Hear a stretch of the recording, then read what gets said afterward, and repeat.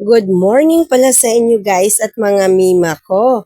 Ayan nga pala ang aking anak na sadyang matigas ang ulo dahil kahit anong saway ko nga na wag nang ligpitin ang kanilang pinagkainan dahil may mga crew naman na magliligpit nito ay sadyang hindi nagpaawat.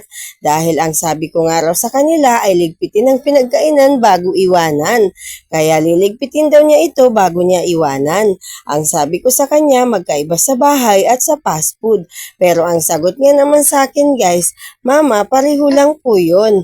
Ang sabi ko, may magliligpit naman yan anak.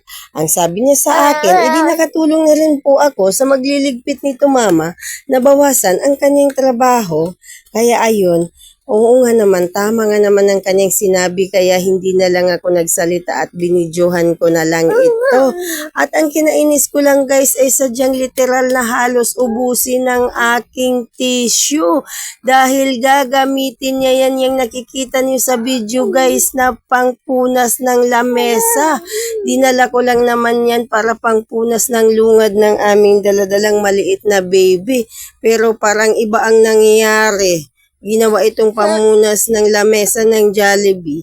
Pero okay lang yan guys. At ito pa, pagdidiskitahan pa tong takip na to at parang gusto pang linisin. At sinabihan ko na nga hindi na kailangan linisin ito dahil itatapon naman ito.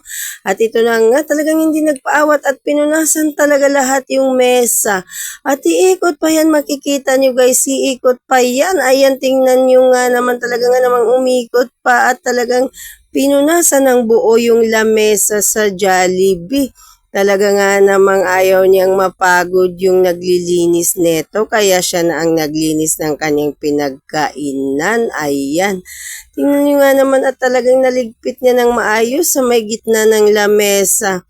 Kung may award lang ay abay may award na yung aking anak, pero huwag kayong mag-alala guys. At yan ang pinaka-reward nila sa kanilang kabaitan sa